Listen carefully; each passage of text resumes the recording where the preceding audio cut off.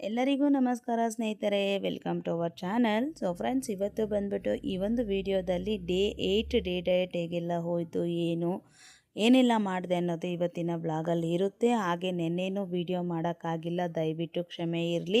ಹಾಗೆ ಇವತ್ತು ವಿಡಿಯೋ ಕೂಡ ಲೇಟಾಗಿ ಬರ್ತಿದೆ, ಯಾಕೆ ಏನು ಅಂತ ಮುಂದೆ ಹೇಳ್ತೀನಿ. And 3 days full cheat meals, ಶನಿವಾರ ಭಾನುವಾರ ಸೋಮವಾರ ಫುಲ್ಲು ಚೀಟ್ ಮೀಲ್ಸ್ ಆಗಿರೋದಕ್ಕೆ ತುಂಬ ಚೆನ್ನಾಗಿ ವೆಯ್ಟ್ ಗೇನ್ ಆಗಿದ್ದೀನಿ.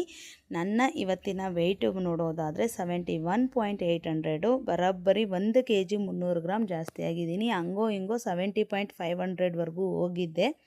ಆಮೇಲೆ ಪೀರಿಯಡ್ಸ್ ಆಯಿತು, ಪೀರಿಯಡ್ಸ್ಗೊಂದು 5 ಡೇಸ್ 6 ಡೇಸ್ ಅದರಲ್ಲೊಂದು ಸ್ವಲ್ಪ ಹೋಯಿತು. ಹಾಗೆ ಇನ್ನು ಬೇಬಿ ಶವರ್ ಫಂಕ್ಷನು ಅದು ಇದು, ಮತ್ತು ಫ್ರೆಂಡ್ ಮನೇಲಿ ಸತ್ಯನಾರಾಯಣ ಪೂಜೆ ಇತ್ತಲ್ವ, ಸೊ ಅಲ್ಲೂ ಬಿಡಲೇ ಇಲ್ಲ ಅವರು. ಏನೇ ಆಗಲಿ ಪೂಜೆಗಳಿಗೆ ಇಲ್ಲ ಬೇರೆಯವ್ರ ಮನೆಗೆ ಹೋದಾಗ ನಾವು ಊಟಗಳು ತಿಂದಿರ ಬಂದರೆ ಅಂತೂ ನಿಜವಾಗ್ಲೂ ಬೇಜಾರು ಮಾಡ್ಕೊತಾರೆ. ನನಗಂತೂ ಇದೆ, ನಾನು ಹೇಳಿದ್ನಲ್ವ, ನನ್ನ ಒಂದು ತಂಗಿ ಮನೆಗೆ ಹೋದ್ರು ಅಷ್ಟೇ, ನಾದಿನೀರ ಮನೆಗೆ ಹೋದ್ರು ಅಷ್ಟೇ, ಫ್ರೆಂಡ್ಸ್ ಮನೆಗೆ ಹೋದ್ರು ತುಂಬ ಬಲವಂತ ಮಾಡಿಬಿಡ್ತಾರೆ. ಇವತ್ತೊಂದಿನ ತಾನೇ, ಪರವಾಗಿಲ್ಲ ಇವತ್ತೊಂದಿನ ತಾನೇ ಅಂತ ಅಂದ್ಬಿಟ್ಟು ಅದರಲ್ಲಿ ರವೆ ಉಂಡೆ, ಕಜ್ಜಾಯ, ಚಕ್ಲಿ, ಅದಾದಮೇಲೆ ಜಾಮೂನು ಚೆನ್ನಾಗಿ ತಿಂದಿದ್ದೀನಿ ಸ್ನೇಹಿತರೆ.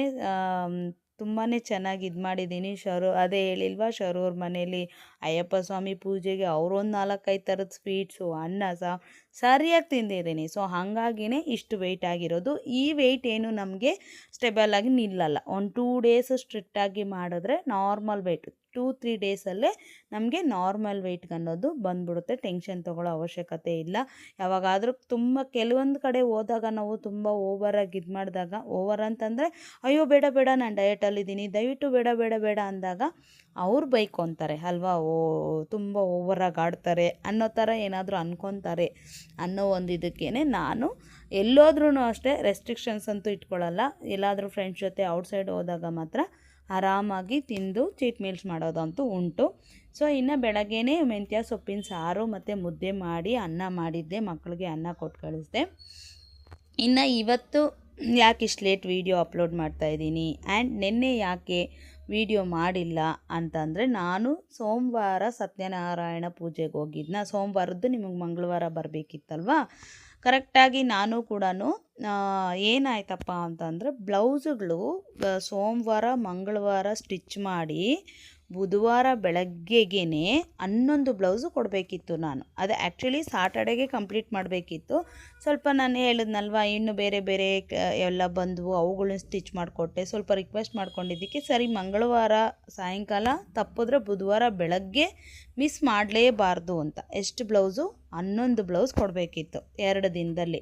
ಅದರಲ್ಲಿ 9 ಬ್ಲೌಸ್ ಬಂದುಬಿಟ್ಟು ಪ್ಲೈನ್ ಬ್ಲೌಸು, ಒಂದು ಎಂಬ್ರಾಯ್ಡ್ರಿ ಬ್ಲೌಸು, ಒಂದು ನಾರ್ಮಲ್ ಬ್ಲೌಸ್. ಈ 2 ಬ್ಲೌಸ್ ಸೈಡ್ಗೆ ಇಕ್ಕೋಣ. ಈ 9 ಬ್ಲೌಸಲ್ಲಿ ಏನಪ್ಪ ಅಂತಂದರೆ, ಎಲ್ಲ ಬ್ಲೌಸುಗಳಿಗೂ ಹೆಮ್ಮಿಂಗ್ ಮಾಡಬೇಕು, ಎಲ್ಲ ಬ್ಲೌಸುಗಳಿಗೂ ಹುಕ್ ಹಾಕಬೇಕು, ಎಲ್ಲ ಬ್ಲೌಸುಗಳಿಗೂ ಕಾಜ ಹಾಕಬೇಕು. ಮಿಷಿನಲ್ಲಿ ಹಾಕೋದು ಬೇರೆ, ಕಾಜ ಹಾಕೋದು ನಾವು ಒಂದು ಕಾಜ ಹಾಕೋಷ್ಟರೊಳಗೆ ಮಿಷಿನಲ್ಲಿ 5 ಕಾಜಾನು ಮಾಡಿಬಿಡ್ಬೋದು. ಬಟ್ ಮಿಷಿನಲ್ಲಿ ಬೇಡ, ನಮಗೆ ಕೈಯಲ್ಲೇ ಕಾಜ ಹಾಕ್ಕೊಡಿ ಅಂತ ಹೇಳಿದರು. ಈ ಎಮ್ಮಿಂಗು ಕಾಜ ಹುಕ್ಕುಗೇ ಬ್ಲೌಸು ಹೊಲಿಯೋಕ್ಕೆ ಎಷ್ಟು ಟೈಮ್ ಹಿಡಿಯುತ್ತೋ, ಒಂದು ಪ್ಲೈನ್ ಬ್ಲೌಸ್ ಹೊಲಿಯೋಕ್ಕೆ ಅಷ್ಟು ಟೈಮ್ಗಿಂತ ಹೆಚ್ಚಾಗೆ ಎಮ್ಮಿಂಗು ಹುಕ್ಕು ಕಾಜಾಗಿ ಹಿಡಿಯುತ್ತೆ. ನಾನು ಅದಕ್ಕೆ ಸಾಮಾನ್ಯವಾಗಿ ಪ್ಲೈನ್ ಬ್ಲೌಸಸ್ ತೊಗೊಳ್ಳಲ್ಲ. ಆದ್ರೂ ಇದೆಲ್ಲ ಆಯಿತು, ತೊಗೊಬಿಟ್ಟಿದ್ದೀವಿ, ಒಂದೇ ಸಲ 9 ಬ್ಲೌಸ್ ಕೊಟ್ರಲ್ವಾ ಅಂತಂದ್ಬಿಟ್ಟು ಸರಿ ಮಾಡಿಕೊಡೋಣ ಅಂತ ಈಸ್ಕೊಂಡಿದ್ದೆ. ಸಿಕ್ಕಾಪಟ್ಟೆ ಸ್ಟ್ರೆಸ್ ಆಗೋಯ್ತು. ಇನ್ನು ನಾನು ಬೆಳಗ್ಗೆನೇ ಬೆಟ್ಟದ ನಲ್ಲಿಕಾಯಿ ಜ್ಯೂಸ್ ತೊಗೊತಾ ಇದ್ದೀನಿ ಸ್ನೇಹಿತರೆ. ಇಲ್ಲಿ ನೋಡ್ತಾ ಇರ್ಬೋದು ನೀವು, ಆಮ್ಲ ಜ್ಯೂಸ್ ತೊಗೊತಾ ಇದ್ದೀನಿ. ಬೆಟ್ಟದ ನಲ್ಲಿಕಾಯಿ ಜ್ಯೂಸು ಕುಡಿಯೋದ್ರಿಂದ ನಮಗೆ ಕಾನ್ಸ್ಟಿಪೇಷನ್ ಪ್ರಾಬ್ಲಮ್ ಕ್ಲಿಯರ್ ಆಗುತ್ತೆ, ಕೂದಲಿಗೆ ಒಳ್ಳೆಯದು, ಸ್ಕಿನ್ಗೆ ಒಳ್ಳೆಯದು, ಡಿಹೈಡ್ರೇಟ್ ಆಗಲ್ಲ, ಸುಮಾರು ಉಪಯೋಗಗಳಿದೆ.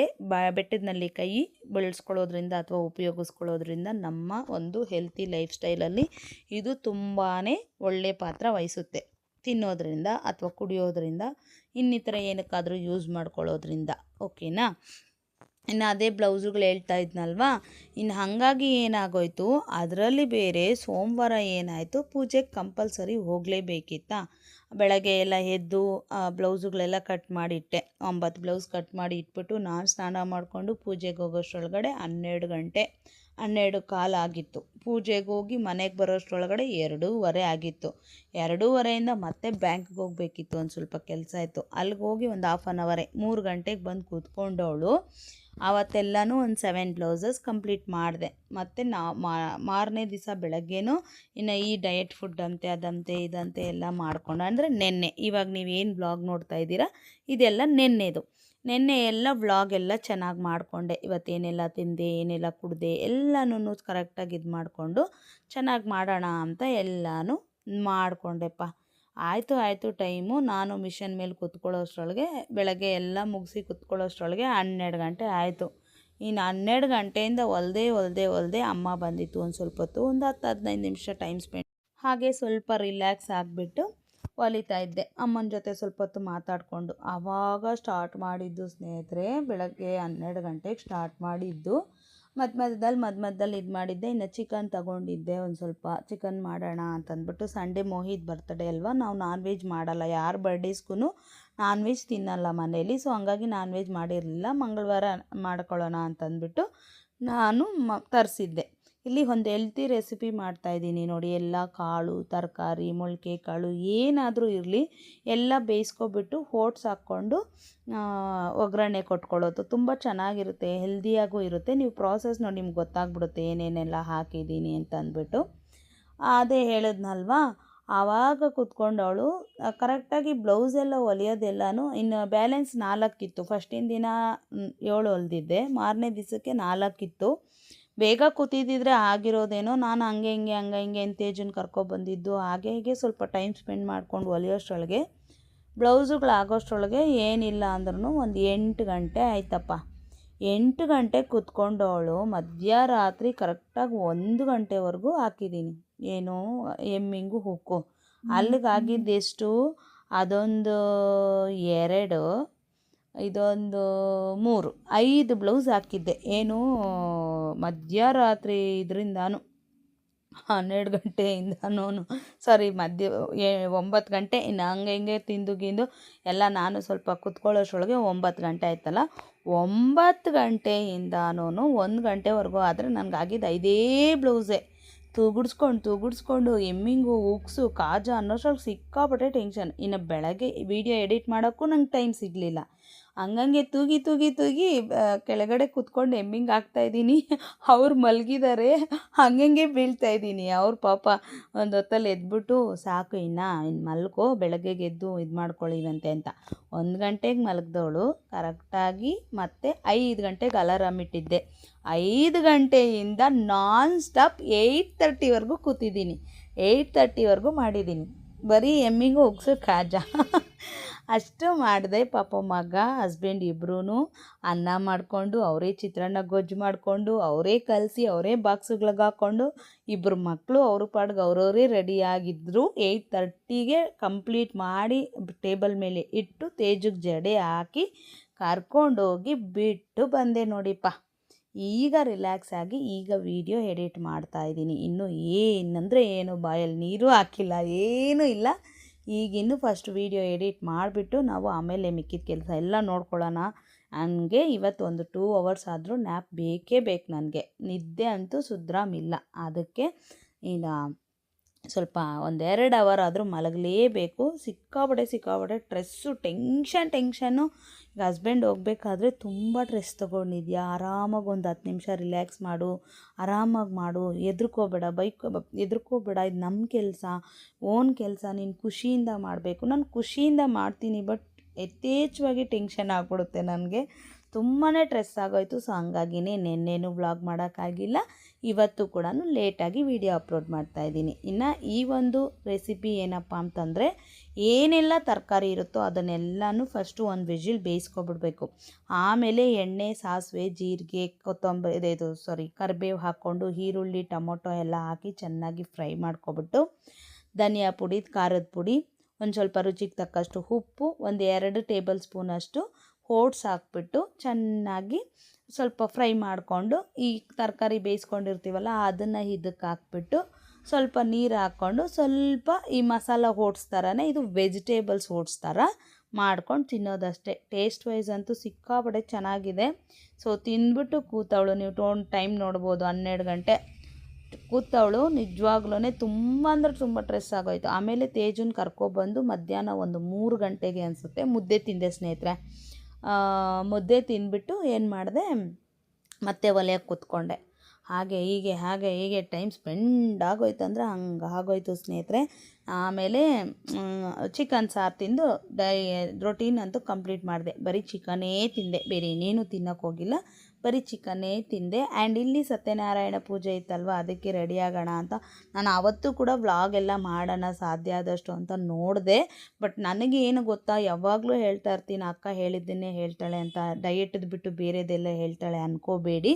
ಇದು ಎಲ್ರಿಗೂ ಅಷ್ಟೇ, ಯೂಟ್ಯೂಬರ್ಸ್ಗೆ ಕೆಲವೊಂದು ಸಂಕಷ್ಟಗಳಿರುತ್ತೆ. ಅದರಲ್ಲಿ ಮೇಯ್ನ್ ಏನಪ್ಪ ಅಂತಂದರೆ ಇನ್ನೂ ಬೆಟರಾಗಿ ಮಾಡಬೇಕು ಅಂದ್ಕೊಳ್ತಾನೆ ಇರ್ತೀನಿ ನಾನು. ವೀಡಿಯೋಸ್ ಎಲ್ಲನೂ ನನ್ನ ಫ್ಯಾಮ್ಲಿ ಜೊತೆ ಇದ್ದಾಗ ಟೈಮ್ ಸ್ಪೆಂಡ್ ಮಾಡೋದು ಇರುತ್ತಲ್ವ, ಅದು ವ್ಲಾಗ್ ಮಾಡಿದ್ರೆ ಎಷ್ಟು ಜಾಲಿಯಾಗಿರುತ್ತೆ ಗೊತ್ತಾ.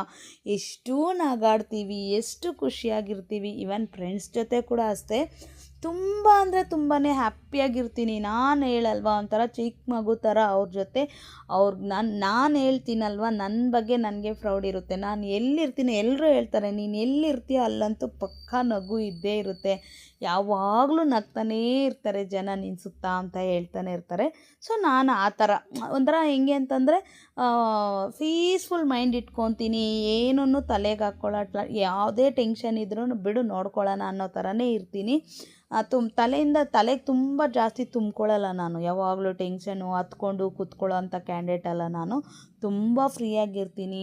ಎಲ್ಲರ ಜೊತೆನೂ ನಮ್ಮವರು, ಇವ್ರು ನಮ್ಮವರು, ಇವ್ರು ನನ್ನವರು ಅಂದ್ಕೊಬಿಟ್ರೆ ಯಾವ ಇದಕ್ಕಾದರೂ ಪೀಕಿಗೆ ಹೋಗ್ಬಿಡ್ತೀನಿ. ಹೆಂಗೆ ಅಂತಂದರೆ ತುಂಬ ಅತಿಯಾದ ಪ್ರೀತಿ ತೋರಿಸೋದು ಆ ಥರ ಇರುತ್ತೆ ನನ್ನ ಪ್ರೀತಿ. ಸೊ ಅಲ್ಲಿ ಏನಾಗೋಯ್ತು, ಫ್ರೆಂಡ್ ಮನೆಗೆಲ್ಲ ನಾನು ಹೋದಾಗೆಲ್ಲ ತುಂಬ ಚೆನ್ನಾಗಾಯಿತು, ಪೂಜೆ ಎಲ್ಲ ಚೆನ್ನಾಗಾಯಿತು, ಎಲ್ಲ ಚೆನ್ನಾಗಿತ್ತು. ಇನ್ನು ಮುಂದಿನ ದಿನ ಬೇರೆ ಆ ಸಂಡೇ ವೈಬ್ ಅಂತೂ ನನಗೆ ಅದು ಮೈಂಡಿಂದನೇ ಹೋಗಿರಲಿಲ್ಲ ನನಗೆ, ಅಷ್ಟು ಚೆನ್ನಾಗಿತ್ತು.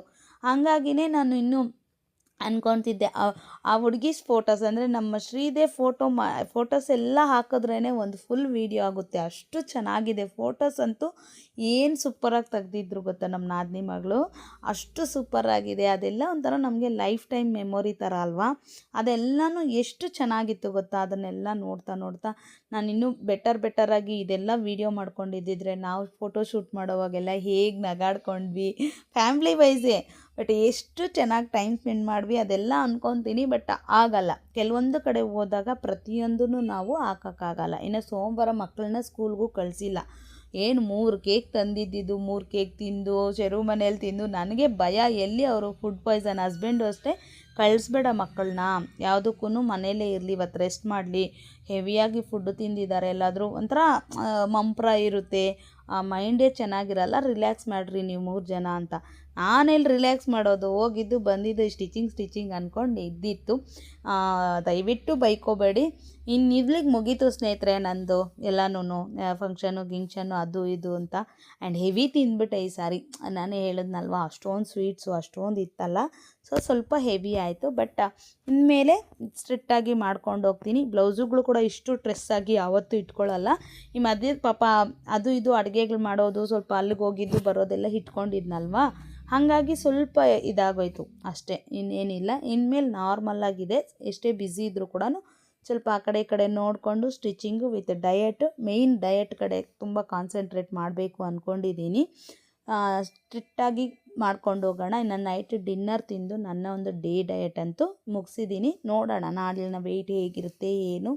ಸೊ ಇವತ್ತು ಕೂಡ ಸ್ವಲ್ಪ ಹಾಗೆ ಹೀಗೆ ನಿದ್ದೆ ಅಂತೂ ಇಲ್ಲವೇ ಇಲ್ಲ. ಸೊ ವೆಯ್ಟು ನಾರ್ಮಲ್ ಇದ್ದರೂ ಓಕೆ, ನಾಳೆಯಿಂದ ಸ್ಟ್ರಿಕ್ಟಾಗಿ ಮಾಡ್ಕೊಂಡು ಹೋಗೋಣ. ಸೊ ಇದಿಷ್ಟು ಸ್ನೇಹಿತರೆ, ಇರೋದಿದ್ದಂಗೆ ಹೇಳಿದ್ದೀನಿ. ನೀವು ಬೈಕೊತೀರೋ, ಇವ್ರದ್ದು ಯಾವಾಗಲೂ ಇದ್ದಿದ್ದೆ ಅಂದ್ಕೊತೀರೋ ಏನೋ ಗೊತ್ತಿಲ್ಲ. ಬಟ್ ಇಷ್ಟೇ, ಇದಾಗಿತ್ತು ಇವತ್ತಿನ ವ್ಲಾಗು. ನಾಳಿನ ವ್ಲಾಗಲ್ಲಿ ಸಿಗ್ತೀನಿ. ಬಾಯ್.